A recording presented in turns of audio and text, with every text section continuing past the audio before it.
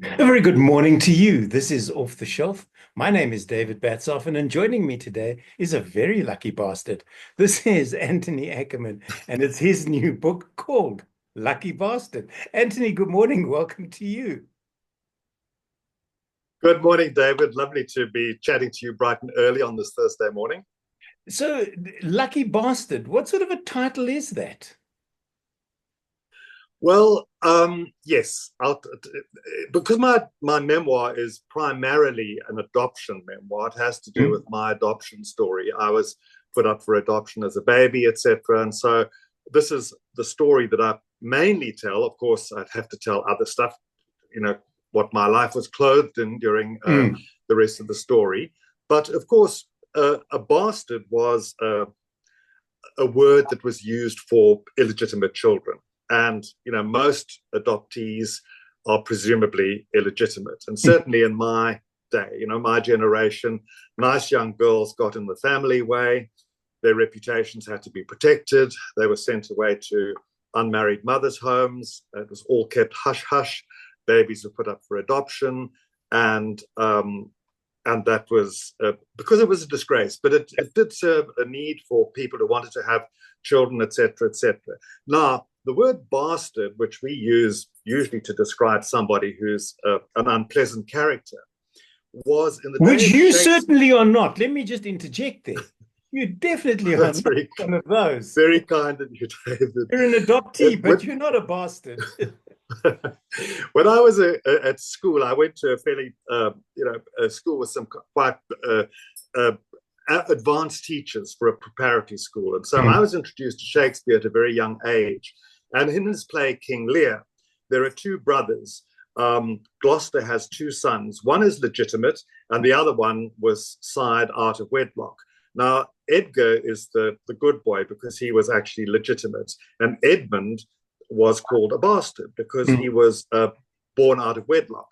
And when we were doing the play at school, like in standard 4, I don't know what grade, that's grade 2 or something now, we were reading the play aloud, and a boy put up his hand and said, "Please, sir, isn't that swearing?" And then he explained that no, in Shakespeare's day it wasn't swearing, but also people believed, why did it become a swear word? Because bastards were bad. And look at what Edmund did in King Lear. He's a terrible, terrible villain. So it was actually quite a horrible thing to think, like, oh my goodness, am I condemned to be a bad person? So it's quite a thing for a 10-year-old kid to take on board or something. So that was where it came from. But then it's also one of those words that you want to take ownership of, like people are called queers or called other things that are kind of insulting. And gay people would take the word and take ownership of it. Yeah. So I wanted to do something with the title bastard, the word bastard in the title. And I went through lots and lots and lots of complicated permutations over the years that I was working on it. And then it was my brilliant wife who said, "But lucky bastard." And so I thought at the time, wow, that's good. So I Googled to see if there were any other lucky bastards. Called any other books with the same title. Not the titles are copyrighted, but or copyright or whatever you say, but I wanted to check. And the only thing I could find at the time was a pornographic movie. And, and I have to say that the hero in that film probably got lucky in ways that I never dreamt of. Now, funny you should say that because I have a copy of that porn movie right here. It's called Lucky Bastard. There you go. What an introduction, Anthony. Thank you for sharing that. Let's go back to the beginning of the book. You say as a 10-year-old, you were wondering if you were sort of condemned to a life of bastardhood, if there is such a word. By what age did you know you'd been adopted? Well, I was actually told at 10, and nowadays people have for many, many reasons, adoption has changed and people told kids from the get-go so that they never had that shock of finding out, that Right. seismic event, the world changing. But the days that my mum and dad adopted, it was, you waited for the right moment. Mm. And then you would tell them that you chose them because they were special, etc., etc. So the right moment, I think, the longer you postpone something, the more difficult it is to find the right moment. So I think my mum and dad panicked more or less, and the occasion arose, and they told us, and it was a hell of a shock. And at first, because it was quite a shock to take on board. I thought, I should imagine my as a mum, 10-year-old, you're sitting down with your mom and dad, you've known them for 10 years because you were adopted as yes, a baby. And now all of a yes, sudden they go, well, actually, we have to tell you something. We are not your mom and dad, actually. yes. Yeah, Um, so you're not related to anybody, none of your yeah, relations. And it's a very, very weird thing, because you think, am I the only person in the world who's not, mind you, my sister was not related to me, so she wasn't related to mum and dad. mm, And it felt like a very shameful thing. So mm, initially, I wanted to keep it a secret. I bought into that conspiracy of silence. I said, don't, yeah, who knows? Don't tell anybody. Of course, the mm, grown-ups know, because yeah, my mum never had a big tummy, and, but just my arrived. cousins didn't. So yeah, the stalk. Yes. so so and I held on to that for quite a while. Mm. Then, and I don't know if this is appropriate to tell them, that I found out as a precocious 11-year-old how babies were made Ah, using the rude bits, and I thought okay. it was quite disgusting. And so when other boys would say to me, and this is after I told them I was adopted, I say, listen here, your parents fuck, excuse me, and it's disgusting. My parents decided they were never going to do that because it's revolting, and that's why they went and adopted me. So that's how you can turn it to your advantage. But of course, the stupid thing is that I didn't realize somebody else must have done the fucking, otherwise I wouldn't have been there. Sorry to I use think X-rated I think language. that is so funny, Anthony. It's a hell of a way of getting around that and sort of taking Yeah. this and perhaps even the jibes that would have come from your schoolmates, because young boys, I should imagine, could have been very cruel about you being Yes. adopted, and your mom and dad are not your mom and dad and all that type of thing. Yes. Given, Yes. as you were saying, that nowadays it's totally different. It's Yes. beyond acceptable. If you see a couple Yes. walking with a child and it's obviously not of the same color as them, you go, hey, so Yes. they've gone out and they've helped somebody to take a step up Wonderful. in Yeah. life. Yeah, that type of thing. Why the book and why now? Well, I think the funny thing is, uh, when, as I tell in the book, I was close to 40 when I discovered, when my dad told me, because initially I'd say, what do you know? Well, they didn't know anything. Well, they Mm, said they didn't know anything, and there was this kind of, they signed papers, etc., etc. And so, but who were my parents when I got old enough to ask?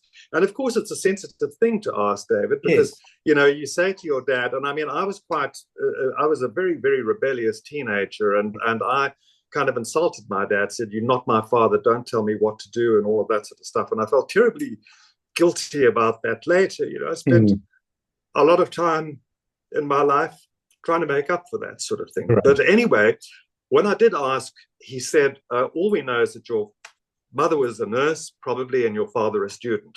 I met another adoptee, and he told me my father was a student, my mother was a nurse. So I thought this is a generic Okay. story that's put out for all. Ah, So when I just, that's what I thought. You see, they don't know anything. yeah. But of course, they must have known something. They signed papers, Yeah. and they wouldn't have forgotten. And so it was when I was 38 and I was living in Amsterdam, and my sister, my adopted sister, was living in Switzerland. She had got fair lady, and she told me she'd read the story that the law had been changed in South Africa, that it was possible to put in a trace. So I asked, but you had to have parental permission from your adoptive parents. For So sure. Jill asked me if I would write to mum and dad, because it was a sensitive issue, and I did. And as a sort of afterthought, I said, Dad, if there's anything please don't take it with you to your grave. I mean, he was about 68 then. I thought he was on the point of keeling over. I'm 75 I was going to now. say, and I'm Anyways, 71, and I'm thinking, Wow, you see, when you So, think back, it's, 68 is old when you're in your 40s. and so my dad, then about 6 weeks later, I got a letter and he told me what my name had been at birth. Ah, And I never actually considered the thought that I'd had a different name. I was called Peter Farnham. So I'm thinking, do I know anybody called Farnham? Was I ever at school with anybody? Did I know my relations without I'm going knowing to it? say you could have walked past him or spent time with him without being aware at all. Exactly. And then, I initiated a search. This is, I'm getting to answer your question. Sorry, it's a bit That's of a round fine. thing. That's what So then that's what these chats are all about. Yeah. I got the, I had my name and I had the address of the Child Welfare Society in Cape Town, the adoption center there. Right. And I wrote to them. And by then it wasn't necessary to get a parental permission anymore. If you were over 21, you could initiate the search. And of course, I'd waited. I was about 38 then, and suddenly I became impatient. Why am I not getting an answer? Why am I not getting an answer? You've waited And 38 then, years. Another week or so is going to make no difference. and then they found my mother actually living 3 kilometers away from the Child Welfare Society. And David, she could have been dead. She could have left the country. Yeah. She could have refused to have contact with me, and she Yeah. was prepared to have contact with me. Now, there was one snag because at the time I'd got into trouble with the last dispensation that ran the I was country. going to say with the authorities then, and you were hiding out in Amsterdam. Yes, and Yeah. I changed my citizenship to Dutch, and they wouldn't give me a visa to come to South Africa. They had turned me down in '87 when my play Somewhere on the Border was performed here. So there was no way that I was going to get a visa. So I corresponded with my mother for over a year and a half before when Mandela walked out of Pollsmoor prison. I applied for a visa and I got a visa and I came home and I met my mother. So that was, all part of the story.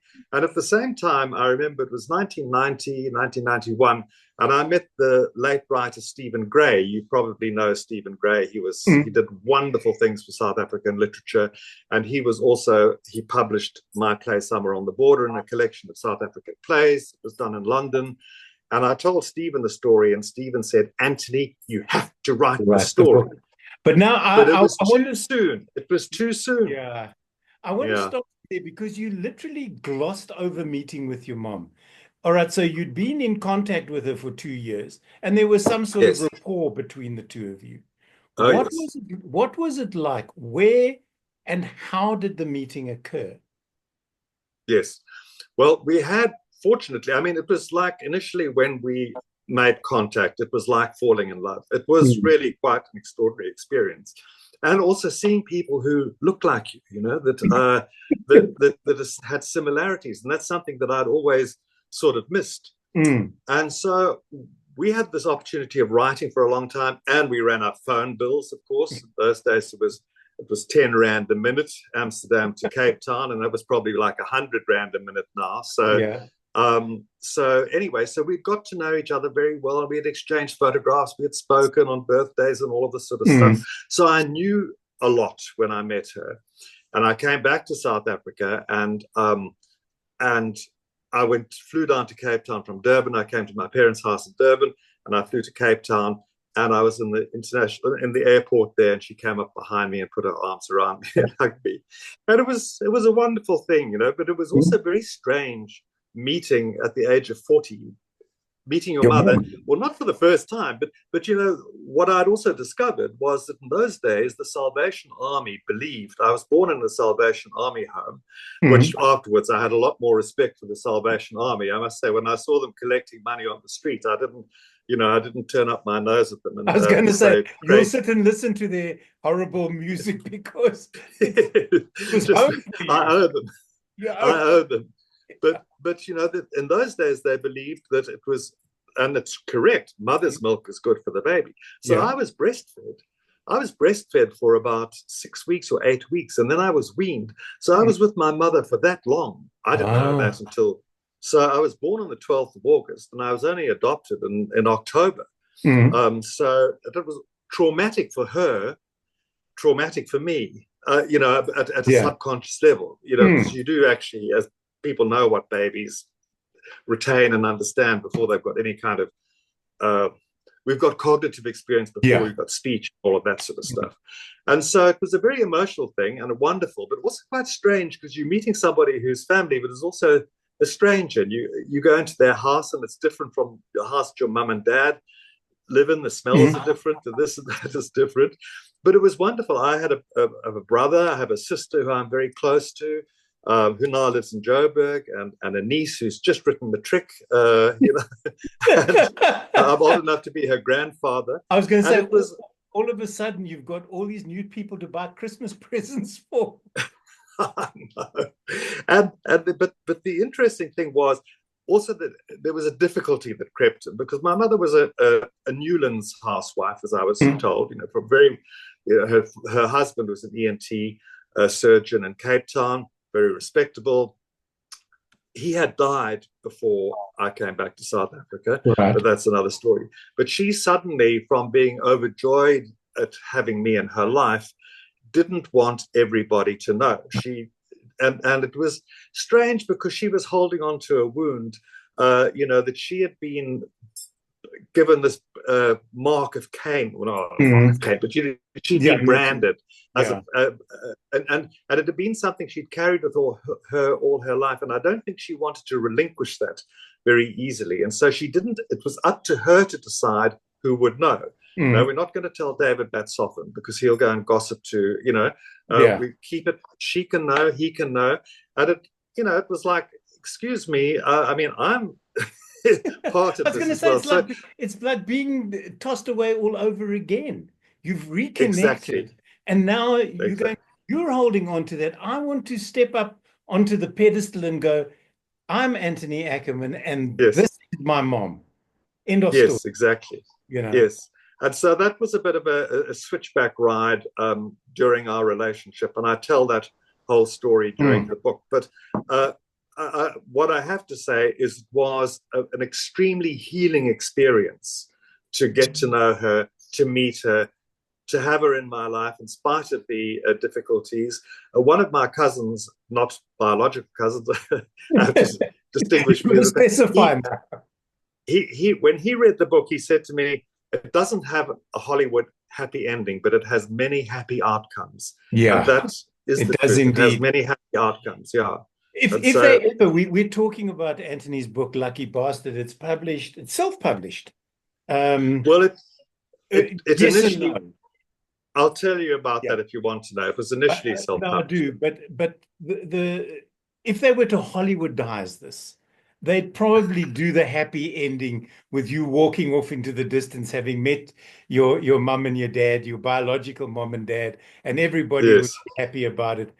Because that's how they like to wrap up things in movies and TV, and especially Netflix documentaries. Things change for no apparent reason. But it's not like that in real life. And I think people who take the time to read the book, Anthony, will come to their own conclusions about that, because it dives very deep. And you share lots of stuff with people that others might not. And given the fact that you are an accomplished playwright, I think that also helps in the telling of the story. Because as you mentioned, when we started chatting, it's not just my mom gave birth to me, she got rid of me, I moved on, I got new parents. It wasn't a happy ending, the end. It's not like that at all. It takes people through a journey that they may find, for whatever reason, ticks boxes for them, even though they may not be adopted. There may be incidents in the book that they go, oh, so that's why, or now I understand why people are so traumatized to this very day because of the stigma. And you mentioned this earlier, and it's in the book, the stigma that is attached to being an adoptee from those years, from the 50s.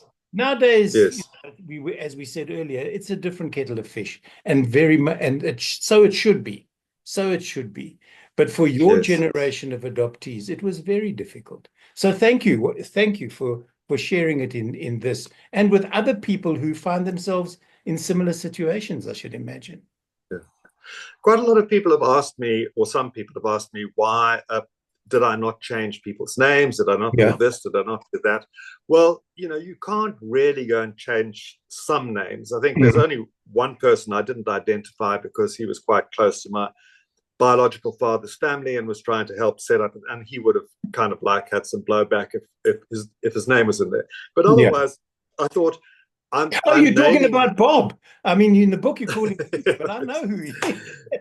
and it's because I don't have any scores to settle with anybody. There's no I'm not out to get anybody. I'm not out, but so I just wanted to because I have read, sometimes you read a book and then people start putting in funny names for people and all that sort of stuff, and it becomes a little bit less real.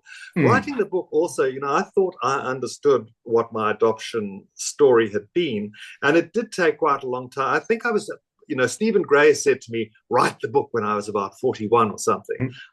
When I was 69, I thought, let me write the book and finish it before I'm 70. Well, it took a bit longer than that, but I had a bit of an urgency to do it, and I thought I knew the whole story. Although the book went through many permutations, it was twice the length at one point before it got knocked into shape. But I actually found the writing of it also not only therapeutic, but a journey that I came to understand more and more about how being an adoptee, how having survived for so long in my life without an origin story, without knowing where I came from and where I fitted into the world, and all the wonderful little things. I mean, I'm sure you must have enjoyed the story about my Jewish cousins. I was going to say, this is the thing. As I said, all of a sudden you've got cousins from all religious persuasions. Exactly, and there's my dear Eric Rosendorf, and he and I had both had the same Irish grandfather. There you go. And on our side of the pond, it's called Jewish geography, and it always connects, Anthony. You can walk into a room, a stranger. If there's one other Jewish person there, they'll go, "So who are you?" And then when you tell them, they go, "Oh, from which side of the family?" And then it unravels like my mom's knitting when she's tired of doing a jersey. Just pull it out and start rebuilding. But that's wonderful. Are there people? You say the book was a lot bigger than it is now, or a lot. There was a lot more to it. Yes. The editor said to you, "Look, this is all well and good, but this tome, people will look at it on a bookshelf and they won't buy it because it's too big." You okay with the edits that they came up with, so that the final version of this is the one that you wanted? Nobody else edited it. I edited it. I did send it. I sent it. It did the round of all the publishers initially, but it happened to kind of come out just like halfway through the lockdown with COVID. The publishing market was shrinking. They were looking only for very commercial things. So I sent it. I had some appreciative responses with readers' reports, etc., etc. But then I'd get the book back with a polite rejection slip, and I'd leave it for a while, and then I'd go and read it again, and I'd think, it can be tighter, it can be, and I've worked for 10 years as a script editor on a television show, so I've got some experience with cutting, etc. And then you kind of look at it, and it went. I think I sent it to every established publisher in South Africa, and had kind of like from polite. What do you call them? Rejection slips. Yes. To it doesn't fit into our slate and all of that sort of stuff. And sometimes to a kind of neglect and no responses, etc. But then I had this aha moment when I thought, well, let me publish it myself, because I was waiting and waiting and waiting, 7 months waiting for somebody to get back to me, and you kind of think, well, then that's 7 months. I went and looked at the script again.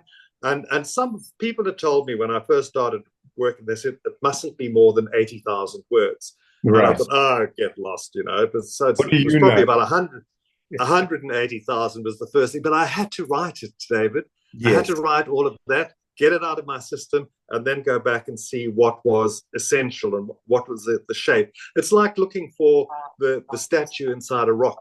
you know, Mm. and you to see the figure Yeah. inside that the sculptor looks for, see.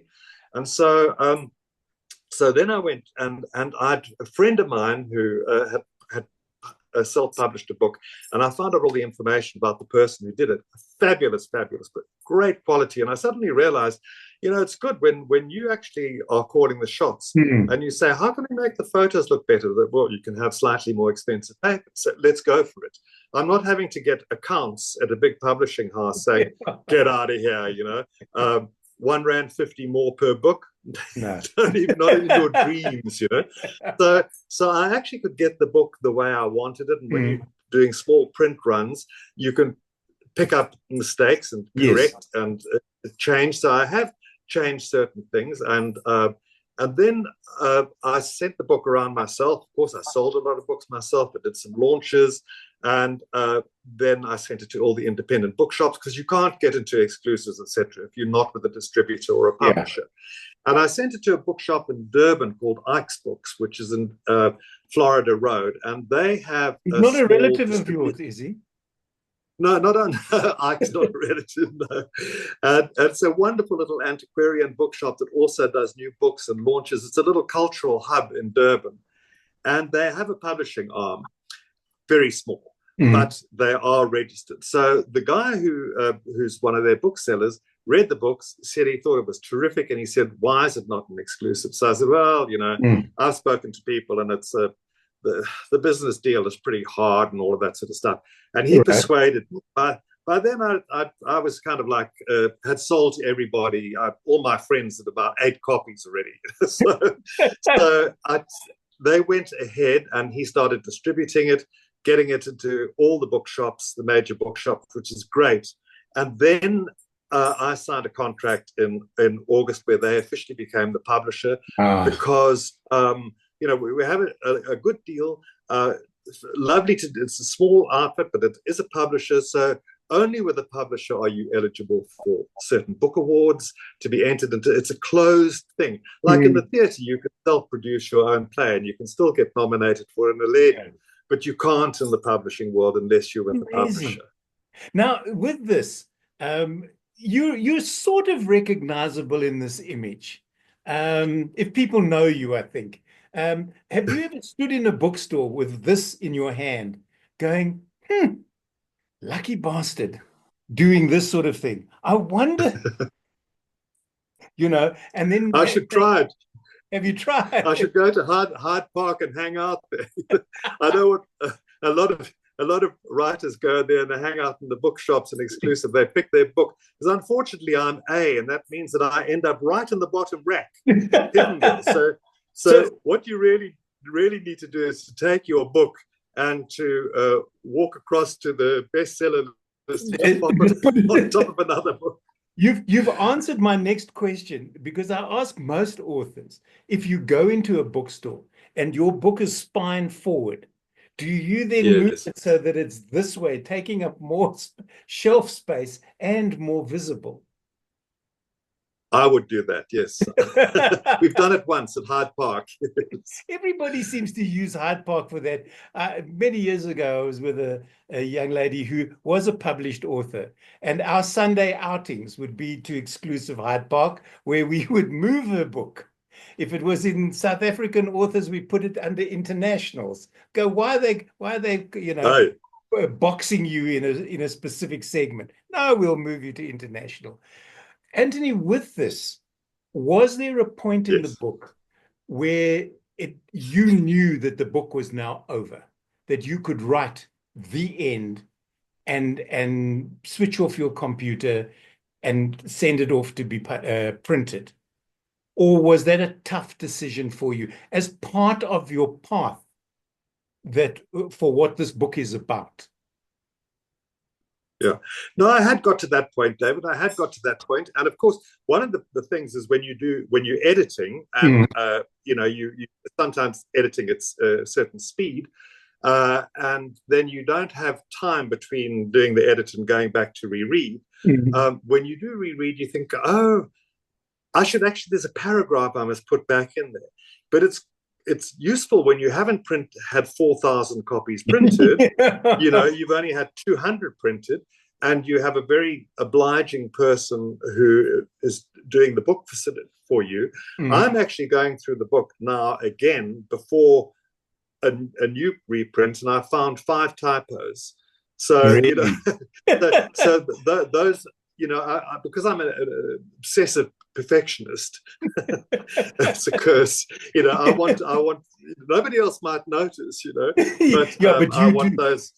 Yeah, but I do, and it's so. But the story is finished now. It's all I'm looking for are little blemishes here and Yeah. there, and I think, oh, And that could be an italics, or that yeah. could be, yeah. And your adoptive mom and dad, or your mom and dad, how did they feel Yes. about the book? Oh, well, they died long ago. Oh, of course. Sorry. Yes, of course. My Yes, yes, yes. apologies No, for no, that. I think they would. How I can would they have imagine felt? how. Well, I think they would have been a bit overwhelmed because they were very, very retiring, shy people, as you know from having read the book. Very different Yeah. from me. I'm extrovert, I was about and to say you got nothing from them, did you? no, no, except I think some values, Yeah. even if they were cliches. My mum always used to say, honesty is the best policy. And I suppose, I mean, that kind of rubbed off on me. Yeah. And then, my dad was a hoarder and a collector, and he didn't I like to only throw need to anything be away. behind you, Anthony. Yes. And I mean, I even found in my dad's papers the building plans for the house he built in Fort Beaufort in 1947, approved by the committee in King Williamstown. He didn't Uh, throw it away. I can't throw it away. we've but we've but we've I think almost out of time, Anthony. Sorry to yes, interrupt you yes. because I want to let you No. sell the book now.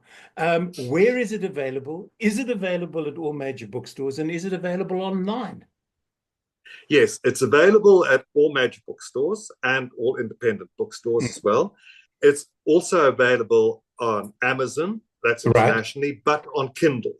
And it's also available on Take-A-Lot. Okay. If you're looking And for a it's great read for Christmas, something different rather than a novel that starts off five angry men tried to beat me up and I murdered them stickend. Why not try Lucky Bastard? Because Anthony starts off with Shakespeare, which is a great way to start a book of this ilk. Anthony, thank you so much for joining me. It's been an absolute pleasure. I hope this sells really, really well. And a lot of people, maybe other adoptees, read the book and go, maybe this is my life path as well. Thank you so much, David. I really appreciate having been on Off the Shelf. Thank you Now so can much. I now can I get off the shelf? Now you I can. feel like a spinster, a woman who's not married, is on the shelf. Now she's off the shelf. Listen, your Andre is probably going to watch this and she's going, why did you say that at the end? Spinster, you're not. My guest today, Anthony Akerman, and we've been talking about Lucky Bastard. He is indeed a lucky bastard. My name is David Batsoff, and until the next time, thank you for joining me off the shelf.